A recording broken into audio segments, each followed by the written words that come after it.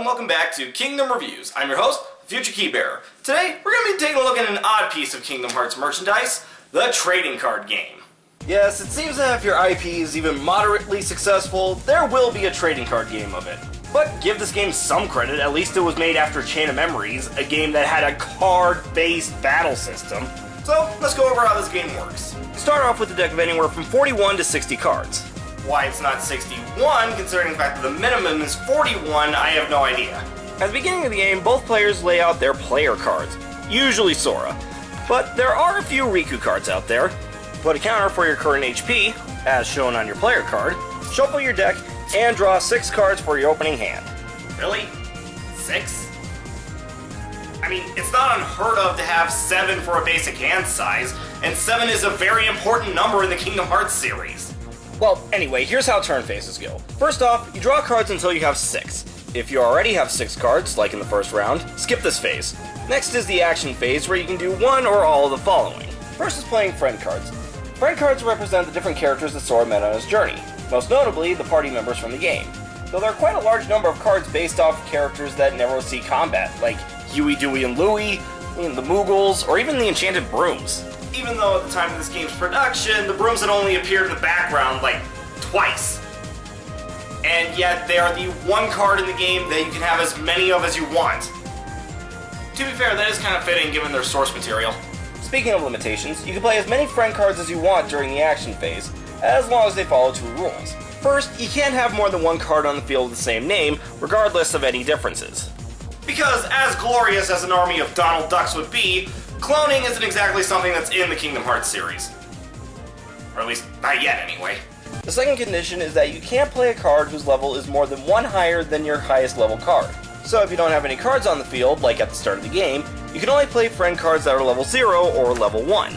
But an interesting thing you can do is you can play a level 1 card, then immediately play a level 2 card, and so on and so forth.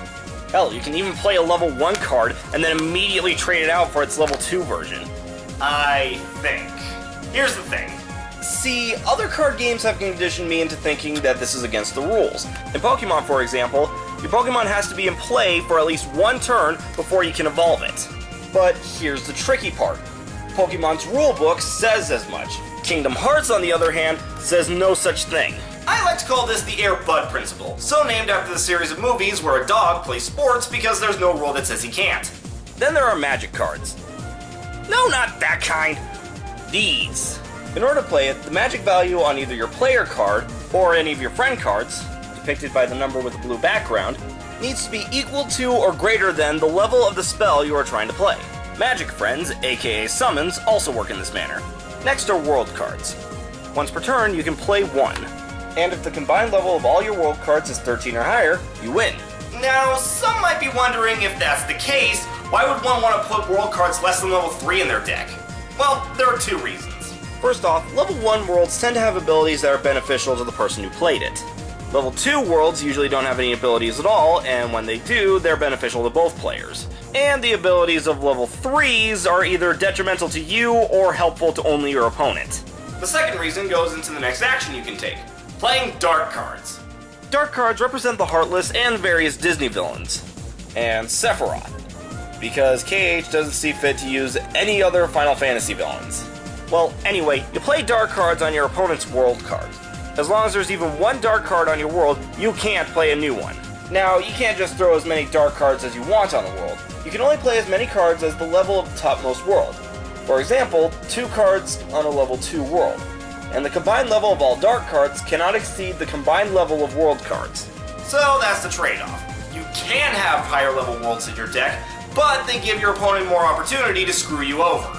But now you're probably wondering, how do I deal with dark cards? Well, that's where the battle action comes in. Once you initiate a battle, your objective is to have your player card's attack value, represented by the number with the red background, be equal to or greater than the dark card's power value. Now, player cards don't have enough strength to take out most dark cards by themselves, so this is where other cards come into play. Any friend cards you have in play can be added to the fight, and you can also play these, attack cards.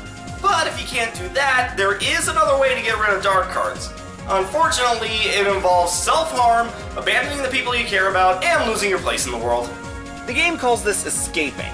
Basically, you discard your topmost world card to get rid of all the dark cards that are on them. And you suffer the penalties of losing 1 HP and discarding all your friend cards. Also, you can't play a new world card when you do this. So, needless to say, it's kind of a last resort kind of thing. After all of that being part of the action phase, next we have the challenge phase, where you face your opponent directly. Starting with the challenger, both players take turns adding friend cards to the fight, or playing magic or attack cards. The player with the highest attack value is the winner, and the loser loses 1 HP. Lose all your HP, and you lose the game. Once that ends, we have the discard phase. At this time, you must discard any magic friends that you still have in play. Remember, they're summons and they can't last forever.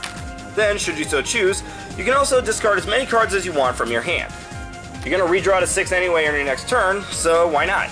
And if you're worried about running out of cards in your deck, don't. If you run out of cards, just shuffle your discard pile, and boom!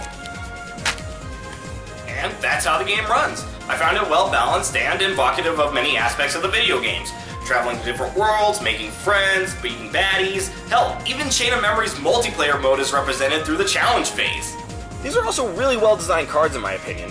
Borders look good, and I like the use of 2D artwork for everything as opposed to, say, screenshots from the game. I do kind of wish the cards looked more like they do in Chain of Memories, but I understand why not. It's not very practical, and it wouldn't leave much room for all the necessary elements. So if the game's so good, why is it no longer around and even faded into obscurity, despite the fact that the video games are still going strong? Well, there are a few reasons. First off, the most that really any TCG can hope for is to garner some attention for a few years before everyone goes back to worshipping the 3 gods of card games. Seriously, Magic is Zeus, Pokemon is Poseidon, and Yu-Gi-Oh! Is Hades. Also not helping was the fact that the game's creator, Fantasy Flight Games, lost the rights to Cage, thus requiring them to recall any unsold cards and destroy their entire inventory. But if you can find them, I definitely recommend checking this game out. Tune in next time as we begin looking at the next game in the series with the question, what is a nobody?